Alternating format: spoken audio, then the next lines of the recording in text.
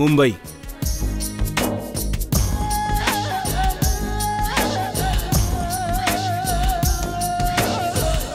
जगाच्या नकाशावरील एक महत्त्वाचे शहर.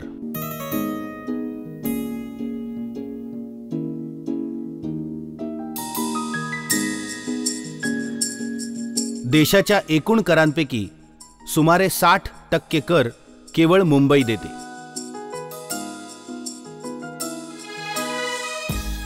शहराचे जीवन प्रचंड धावपळीचे.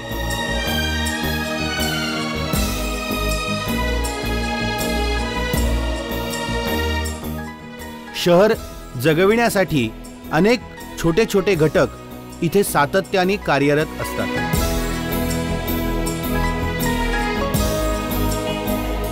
इथल्या जगण्यात अनेक गोष्टी बऱ्याच वेळा दुर्लक्षित होतात.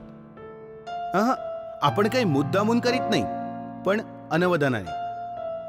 हल्लीचे जगणेच इतके कठीण झाले आहे की सामान्य माणूस EMI, नोकरी, व्यवसाय, सत्संग ह्या सगळ्या गोष्टींमध्ये अडकून पडलाय.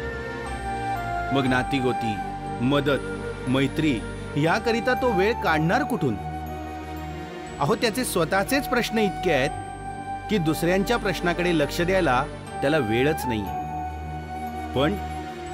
पण आता तो वेळ काढायला हवाय. कारण लोकशाहीचा चौथा आधारस्तंभ पत्रकारिता, सामान्य लोकांना आणि पत्रकारितेला जोडणारा घटक वृत्तपत्र विक्रेता हा ओरडून ओरडून त्याच्या प्रश्नाकडे तुमचे लक्ष वेधण्याचा प्रयत्न करतो. ऊन, पाऊस, दिवस रात्र, सुखदुःख यांची तमा न बाळगता हा विक्रेता थोर पत्रकारांइतक्याच त्यागी वृत्तीने आणि पोटाला चिमटा काढून सातत्यानं जगत असतो. ज्याला तुम्ही चौथा स्तंभ समजता लोकशाहीचा, त्या वृत्तपत्राला वाचकांच्या हातामध्ये नेऊन ठेवण्याचं जबरदस्त कार्य हा वृत्तपत्र विक्रेता अनेक संकटांना तोंड देऊन करत असतो. सकाळी 3:30 वाजता उठून लाईनवरच्या मुलांना फोन करून उठवायचं, सप्लिमेंट भरायच्या, प्रत्येक घराचा घर क्रमांक आणि त्या घरातील पेपर लक्षात ठेवायचा.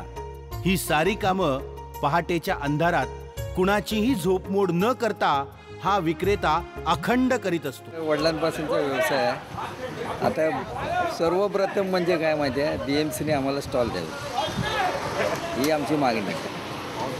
मागणी धरलेली होती, उठाव केलेला होता. वृत्तपत्र विक्रेता हा फेरीवाला नाही. मुंबईच्या डबेवाल्यांचे व्यवस्थापन, त्यांचे वितरण, त्यांची शिस्त यांची चर्चा जागतिक स्तरावर पोहोचली. पण त्याच स्वरूपाचं काम कितीतरी मोठ्या प्रमाणावर रोज अचूकपणे करणाऱ्या वृत्तपत्र वितरकांच्या कामाची दखल मात्र अजूनही घेतली जायची.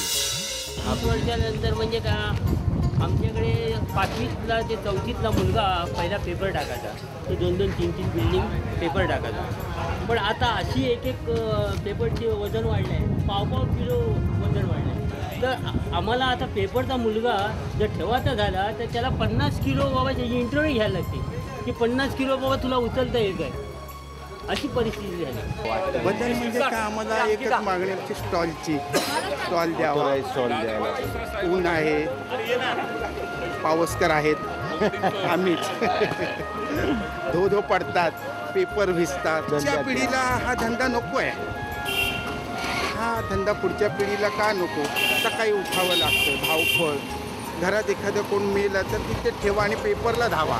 माझ्या आईचा धंदा होता, पण ती ऑफ झाल्यामुळे आता मी सांभाळते हे सगळं. कुठलीच चॉईस नाही, काही असलं तरी. पण माझी 10वीची परीक्षा होती तेव्हा पण मी यायचीच आणि आता पण येतेच. लाईन इथे पेपर घेऊन भरून लाईन टाकून मग मी परीक्षेला जाते. मुंबईचा डबेवाला जर अन्नदाता असेल तर मुंबईचा पेपरवाला हा ज्ञानदूत आहे. संघटनेनं स्थापन करण्याचं कारण आहे की ज्यावेळी लोकांना काही सुविधा मिळत नव्हत्या त्यावेळी मुंबईमध्ये 10-15 डेपो होते. आज आम्ही संघटना निघाल्यावर आम्ही मुंबईमध्ये 85 डेपो काढले. पण परदेशाबद्दल बोललं, अमेरिकेतले पेपर आता काही पेपर बंद पडत आहेत, इलेक्ट्रॉनिक माध्यम जास्त चालत आहेत, इंटरनेट जास्त चालतं आहे, मोबाईल जास्त चालतं आहे, हे मान्य आहे. परंतु भारतातली परिस्थिती पूर्णपणे वेगळी आहे. भारतात अजूनही गेल्या काही वर्षातले IRSचे किंवा आकडे जर आपण बघितले तर प्रिंट माध्यमातली सगळे वर्तमानपत्र ही सतत वाढतच आहेत. मी वैयक्तिकदृष्ट्या जेव्हा विचार करतो तेव्हा असं मला जाणवतं की वृत्तपत्र विक्रेता हा सर्वात महत्त्वाचा घटक या व्यवसायात आहे. भले याच्यात 3 घटक असतील, एक तर पत्रकार हा एक घटक आहे, वृत्तपत्र विक्रेता हा एक घटक आहे आणि जिथे छपाई होते ती प्रेसची माणसं, असे 3 घटक आहेत. पण हे 3ही घटक एकमेकांवर अवलंबून आहेत. ह्यातला एक जरी घटक कमी पडला तरी हा व्यवसाय सगळा कोसळून जाईल असं मला वाटतं. वृत्तपत्र विक्रेत्याला मी जेव्हा बघतो, म्हणजे मी पत्रकारितेत येण्याच्या आधीपासून वृत्तपत्र विक्रेता या माणसाला मी बघत होतो. भले तो वयाने लहान मुलगा असेल किंवा एखादी मोठी सिनियर व्यक्ती असेल, पण त्या माणसाची काय धावपळ चालते, काय कशा पद्धतीने ते वृत्तपत्र वाटप होतं हे अनेक वेळा मी बघितलेलं आहे. आणि या व्यवसायात आल्यानंतर, पत्रकारितेच्या व्यवसायात आल्यानंतर तर मला ते अधिक जवळून बघायला मिळालं. महाराष्ट्र टाईम्सच्या जिथे त्या आवृत्त्या सुरू झाल्या तिथे मी जेव्हा जातो, मग नागपूर असेल, पुणे असेल किंवा कोल्हापूर असेल, असे वेगवेगळ्या विभागातले लोक असतील, वृत्तपत्र विक्रेत्यांची प्रवृत्ती ही एकच असते. ते म्हणजे वेळेवर पहाटे 4 वाजता किंवा 3 वाजता पेपर गोळा करून ग्राहकांच्या घरी सकाळी 6 ते 8च्या दरम्यान पेपर पोचवणं, आणि हीच वृत्ती असते. आणि मला असं अनेक वेळा जाणवतं की वृत्तपत्र विक्रेते हे केवळ व्यवसाय म्हणून हा उद्योग करत नाही, तर त्यांचं त्या पेपरवर प्रेम असतं, त्या ग्रुपवर प्रेम असतं, त्या सगळ्या कामावर प्रेम असतं म्हणून ते करतात. आणि याच्यातली मला वाटतं 90% माणसं, मला आता नीट आकडेवारी नाही सांगता येणार, पण मला वाटतं 90% माणसं अशी आहेत वृत्तपत्र विक्रेत्यांची किंवा वृत्तपत्र घरी टाकणाऱ्यांची, की जी सकाळी वृत्तपत्र टाकून दिवसा दुसरी नोकरी धंदा करतात. कारण त्यांना तशी गरज भासते आणि त्याच्यात काही चूकही नाही, हे त्यांना करावंच लागतं. तर त्यामुळे हा जो माणूस आहे हा अत्यंत एक आधारस्तंभ असा म्हटला पाहिजे आपल्याला. आणि हा माणूस जर कमी होत गेला तर भविष्य काळामध्ये वृत्तपत्र वितरण कसं करायचं याची एक मोठी समस्या सर्वच वर्तमानपत्रांपुढे उभी राहणार आहे.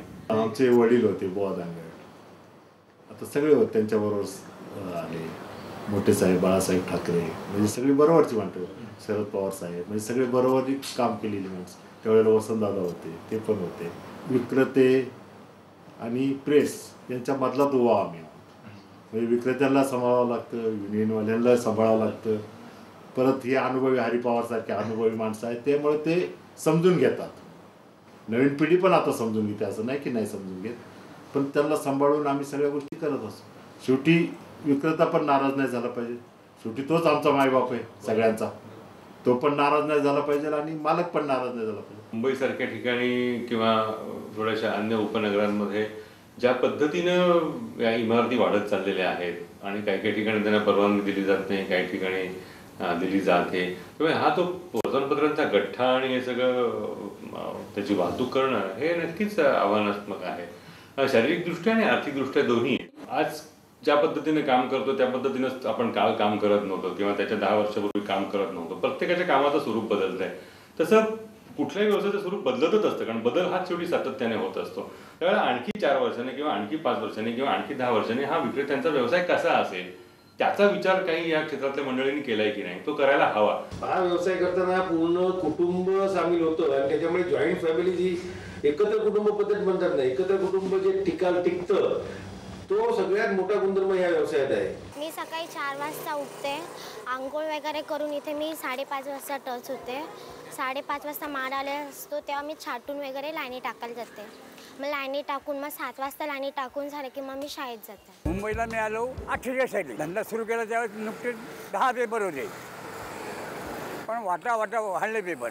52-53 सालापासून सगळं उपनगर वाढत गेले, त्यामुळे पेपर वाढत गेले. पूर्वी आम्ही विटीला झोपायचं रात्री, तिथून पेपर आणायचे, पहिली गाडीला पकडायची. त्यावेळेस गाडी म्हणजे आमचं राज्य, कोणी यायचं नाही, कारखान्यावर काही नव्हतं त्यावेळेस. आता कारखान्यावरती गाडीमध्ये जागा नाही, मग हळूहळू गाड्या सुरू केल्या. प्रेसनं पहिली गाडी सुरू केली समाचार, नंतर टाईम्स सुरू केली, मग इंडियन लोकशाहीची गाडी सुरू झाली. मग हळूहळू माल सगळा इथे येतो. आणि आम्ही युनियन बांधली 1972 साली.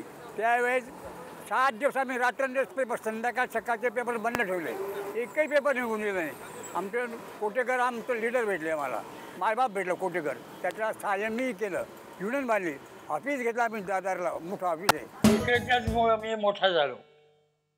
मला विक्रेत्यांचा प्रचंड पाठिंबा, कारण 35 वर्ष मी नावाकालची एजन्सी केली. 35 वर्ष विक्रेत्यांनी पाहिले नावाकालसाठी काय काय सुगोट्याने केलं ते सर्वांनी पाहिलेलं होतं डोळ्यांनी. त्याच्यानंतर ती एजन्सी गेल्यानंतर मला प्रत्येक जो पेपर काढी त्या पेपर प्रत्येक विक्रेत्यांनी मला मनापासून साथ दिली. आणि मी तर आता समजतो काही विक्रेत्यांनी पाठिंबा दिला नसता तर मी या ठिकाणपर्यंत कधीही पोचलो नसतो. पहाटे 4-5 नंतर मुंबईच्या सर्व रेल्वे स्थानकांबाहेर प्रचंड लगबग सुरू असते. वेगवेगळ्या वर्तमानपत्रांचे गठ्ठे सोडवणं, एडिशनच्या आत पुरवण्या टाकणं, लाईन प्रमाणे पेपर काढून ते लावून घेणं ही कामं सुरू असतात. अहो त्यानंतर अवघ्या तासा 2 तासात लाखो प्रती लोकांच्या घरोघरी पोचतात देखील. मुंबईच्या या ज्ञानदूताला मी जाणतो. तुम्ही याला ओळखता का?